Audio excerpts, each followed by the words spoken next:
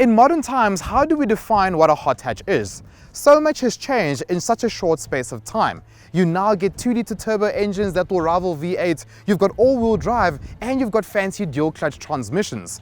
But if you go to the age-old recipe of what a hot hatch is, it normally comprises of 3 elements: a great chassis, a lively engine, and of course a manual gearbox. And if that's what you're looking for today, you don't have much to choose from. You've got Hyundai's i30N, which we reviewed recently, and you've got Honda's Civic Type R, which is absolutely mad. But now, there's a third vehicle in the mix.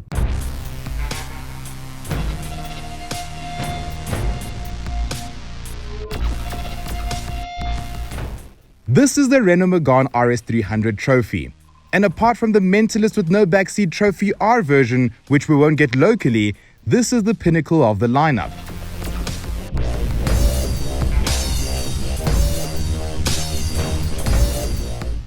And it comes equipped with an armament of upgraded weapons, including a Fettel version of the Cup chassis with stiffer anti-roll bars, shocks, larger and more powerful Brembo brakes, a limited slip diff, Recaro bucket seats, and baths and baths of Alcantara, of course.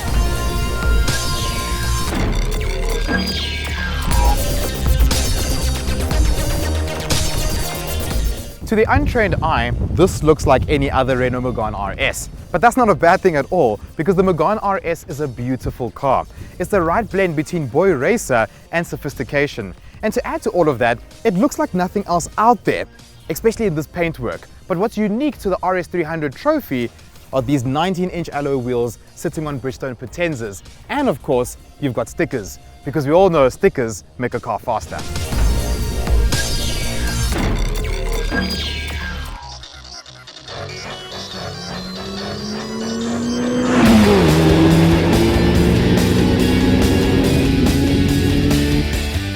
So I've got a bit of history with the Renault Megane R.S. I actually ran the Cup edition, the 280, for around about 6 weeks. And overall, after driving it for an extended period of time, I walked away feeling a little bit underwhelmed. So when they told me that I need to drive this car on the track, I already had that mindset when it came to this vehicle until I got behind the wheel. Actually, I lie, until I started this car.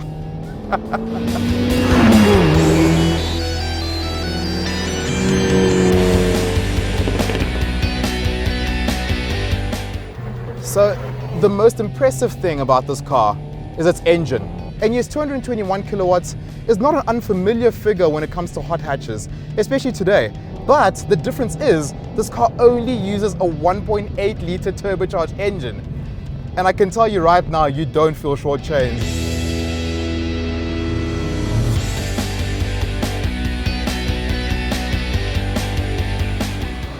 So one thing you'll notice when you drive this car in a normal road is that the chassis is very hard.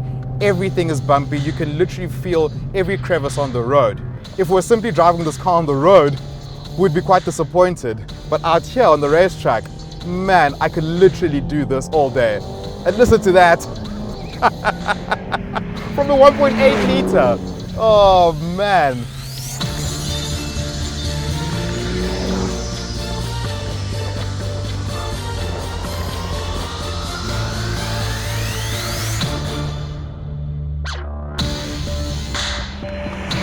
As you would know, in the Renault Megane R.S, you get 4-wheel steering, which works very nicely in day-to-day driving.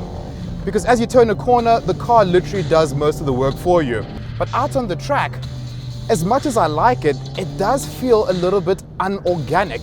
There's something about how this car reacts around corners. It almost feels like something's always interfering, especially when you lift off mid-corner.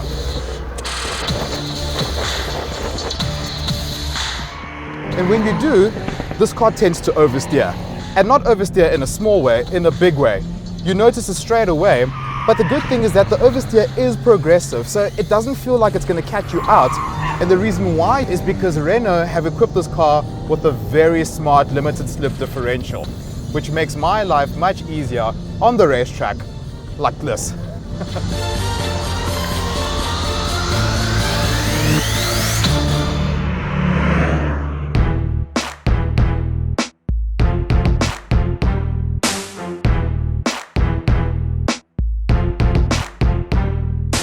So I've spent the entire day on the racetrack with this Renault Megane R.S trophy, and I absolutely loved it. This is an incredible car for the racetrack. But here's the thing, and it's a big but.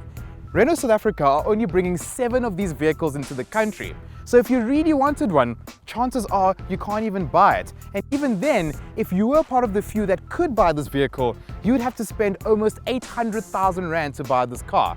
But here's the thing, for 800,000 Rand, you can get the new breed of hot hatches, like the ones we mentioned in the beginning of the insert. For instance, this BMW M135.